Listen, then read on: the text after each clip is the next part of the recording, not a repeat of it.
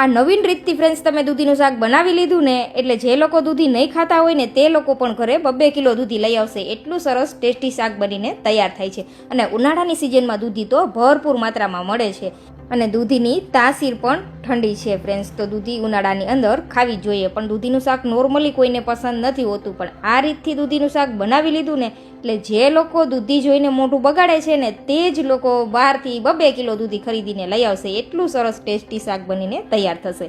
તો સૌથી પહેલાં આપણે 1 કિલો દૂધી લીધી છે અને દૂધી આ રીતે કૂણી હોય તેવી જ લેવાની છે. પછી તેને તમારે ચેક કરી લેવાની, ચાખવાની કે દૂધી કડવી છે કે નહીં. ઘણી વખત દૂધી પણ કડવી આવી જાય છે. તો દૂધી ચખાઈ જાય ને પછી તેની આપણે છાલ હટાવી દઈશું અને કૂણી દૂધી લેવાની છે જેની અંદર બિયાનો ભાગ ઓછો હોય એવી. છાલ હટાવીને આ રીતે દૂધીને આપણે રફલી કટ કરી લેશું. આ એક શાક બનાવી લેશો ને એટલે આની સાથે તમારે દાળ ભાત બનાવવાની પણ જરૂર નહીં પડે કે બીજા કોઈ સંભારા અથાણાની પણ જરૂર નહીં પડે. આ એક શાક જ બસ થઈ પડશે. એટલું સરસ ટેસ્ટી બનશે. ઉનાળાની શરૂઆત થાય ને એટલે શાકભાજીમાં છે તે આપણને કાંઈ જ પસંદ આવે એવી વેજીટેબલ મળતા નથી અને આપણને તો પસંદ આવે પણ બાળકો છે તે ખાતા જ નથી. પણ આ રીતે ફ્રેન્ડ્સ તમે તેને અલગ રીતથી બનાવી દેશો ને તો બાળકો તો શું, મોટા પણ વાટકા ભરી ભરીને દૂધીનું શાક ખાશે. એટલું સરસ ટેસ્ટી બને છે અને ચટપટું પણ એટલું સરસ છે. એટલે વારંવાર તમારી પાસે દૂધીના શાકની ડિમાન્ડ કરશે જો આ રીતથી દૂધીનું શાક બનાવી લીધું તો. દૂધીની તાસીર ઠંડી છે એટલે ઉનાળાની અંદર જો આ રીતે દૂધીનું શાક ખાશો ને ફ્રેન્ડ્સ તો તમને એસિડિટીનો પણ પ્રોબ્લેમ નહીં થાય. તો આ રીતે આપણે રફલી દૂધીને કટ કરી લીધી છે છાલ ઉખાડીને.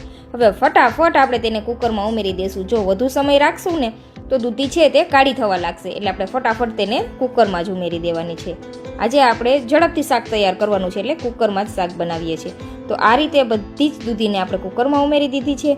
દૂધીની અંદર પણ પાણીનો ભાગ હોય છે એટલે આપણે અહીંયા થોડું જ પાણી ઉમેરવાનું છે. પણ આ શાકને વધુ ટેસ્ટી બનાવવા માટે મેં અહીંયા બટેટા લીધા છે આ રીતના 2 નાના સાઇઝના, અને દૂધી બફાઈ જાય એટલું આપણે પાણી ઉમેરવાનું છે.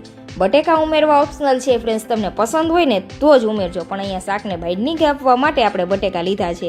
પસંદ હોય તો જ ઉમેરવાના અથવા તમે તેને સ્કીપ પણ કરી શકો છો. એવું જરૂરી જ નથી કે બટેકા ઉમેરવા. હવે સ્વાદ અનુસાર નમક ઉમેરી દેશું અને ઢાંકણ ઢાંકીને આની 3 વિસલ કરી લેશું. તો 3 વિસલ પછી તમે અહીંયા જોઈ શકો છો દૂધી સરસ કૂક થઈ ગઈ છે. તો હવે શું કરવાનું છે, આ રીતે બધી જ દૂધીને સરસ મેશ કરી દેવાની છે. દૂધીમાંથી પાણી વધુ નીકળે છે એટલે આપણે બાફતી વખતે પણ પાણીનો ઉપયોગ વધુ નથી કરવાનો. તમે જોઈ શકો છો આપણે જેટલું પાણી ઉમેરેલું હતું ને તેટલું પાણી એમનેમ જ રહેલું છે. આ બટેકું છે તે પાણી શોષવાનું કામ કરશે એટલે આપણે અહીંયા બટેકું ઉમેરેલું છે. પસંદ હોય ને તો જ ઉમેરવું અથવા તમે સ્કીપ કરી શકો છો. તો મારી રેસીપી ફ્રેન્ડ્સ તમને થોડી પણ યુઝફુલ લાગે ને તો પ્લીઝ ફ્રેન્ડ ચેનલને સબસ્ક્રાઈબ કરજો અને આ વિડીયો વધુમાં વધુ તમારા ફ્રેન્ડ્સ ફેમિલી મેમ્બરમાં શેર કરી દેજો, જેથી ઉનાળો છે ને એટલે બધા લોકો આ રીતે દૂધીનું શાક બનાવી શકે. જ્યારે ઘરમાં દૂધીનું શાક બને ને ત્યારે બધા લોકો મોઢું બગાડતા હોય છે, પણ જો આ રીતથી દૂધીનું શાક બનશે ને તો બધા રાહ જોઈને બેઠા હશે કે ક્યારે દૂધીનું શાક તૈયાર થાય. તો આ રીતે આપણે દૂધીને સરસ ક્રશ કરી દીધી છે. તો હવે આપણે એક સ્પેશિયલ મસાલો તૈયાર કરવાનો છે. તો તેના માટે આપણે અહીંયા લસણની કળી લીધી છે, થોડું આદું. ઉનાળો છે એટલે વધુ તીખાશ પસંદ નથી ને આપણે એટલે અહીંયા લીલું મરચું નથી ઉમેરેલું, પણ જો તમને તીખાશ પસંદ હોય ને ફ્રેન્ડ્સ તો અહીંયા લીલું મરચું પણ ઉમેરી શકો છો. હવે તેને દરદરું આપણે વાટી લેવાનું છે. ત્યાં સુધીમાં વઘાર માટે આપણે તેલ મૂકીશું. તેલ તમે જે રીતે ખાતા હોય તે મુજબ તમારે શાકમાં તેલ ઉમેરી દેવાનું છે. તેલ ગરમ થાય ને એટલે 1 ચમચી જીરું અને હિંગ ઉમેરી દેશું. પછી તેની અંદર આપણે જે ક્રશ કરીને રાખેલો હતા આદુ અને લસણ તે ઉમેરી દેવાના છે અને સારી રીતે તેલમાં આપણે તેને સાતળી લેવાના છે. તો અહીંયા ફ્રેન્ડ્સ તમે જોઈ શકો છો આ રીતે સતળાઈ જાય ને પછી તેની અંદર આપણે ઝીણા સમારેલા ટમેટા ઉમેરી દઈશું. અહીંયા આપણે 3 નંગ મોટા ટમેટા લીધા છે. સાથે સ્વાદ અનુસાર નમક પણ ઉમેરી દઈશું. દૂધીને બાફતી વખતે પણ આપણે નમક ઉમેરેલું છે ને ફ્રેન્ડ્સ, એટલે ખાસ ધ્યાન રાખવાનું કે નમક વધી ન જાય. ગ્રેવી પૂરતું જ આપણે નમક ઉમેરવાનું છે. તો અહીંયા ટમેટા ઝડપથી સોફ્ટ થઈ જાય ને તેના માટે આપણે શું કરવાનું છે, ઢાંકણથી કવર કરી દેવાનું છે અને 5 મિનિટ માટે થવા દેશું ને એટલે ટમેટા છે તે સરસ સોફ્ટ થઈ જશે. અહીંયા તમે જોઈ શકો છો. તો આ રીતે આપણે ટમેટાને પણ હળવા હાથે ક્રશ કરી દેવાના છે જેથી આપણું શાક છે તે એક રસ થઈ જાય.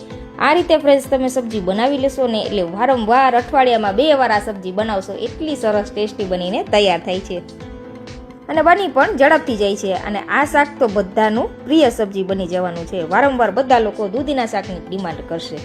હવે તેની અંદર આપણે સ્વાદ અનુસાર લાલ મરચું પાવડર ઉમેરી દેવાનું છે. અહીંયા મેં 1 ચમચી કશ્મીરી મરચું પાવડર ઉમેરેલું છે, 1 ચમચી ધાણા જીરું પાવડર.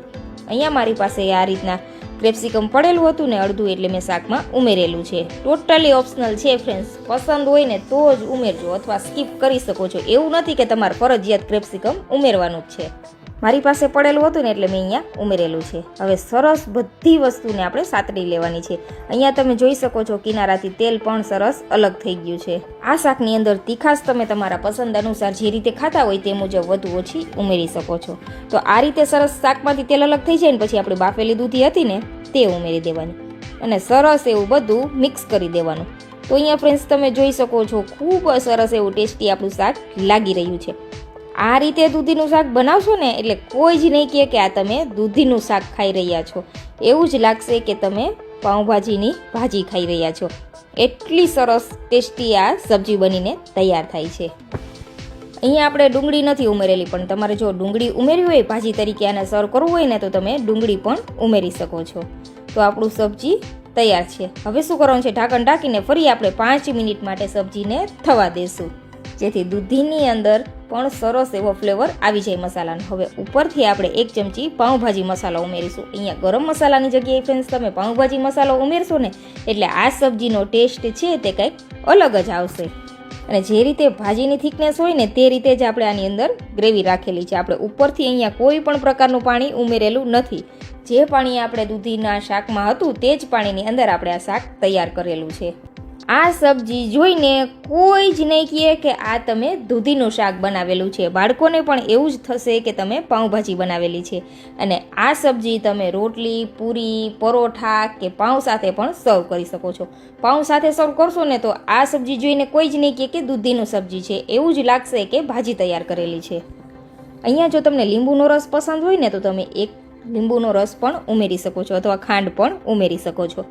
તો સબ્જી બનીને તૈયાર છે. ગેસની ફ્લેમ બંધ કરી દેશું અને આ રીતે લીલા ધાણાથી આપણે સબ્જીને ગાર્નિશ કરી લેશું. તો તૈયાર છે દૂધીનું શાક. આ રીતે દૂધીનું શાક બનાવશો ને એટલે કોઈ જ દૂધી ખાવાની ના નહીં પાડે.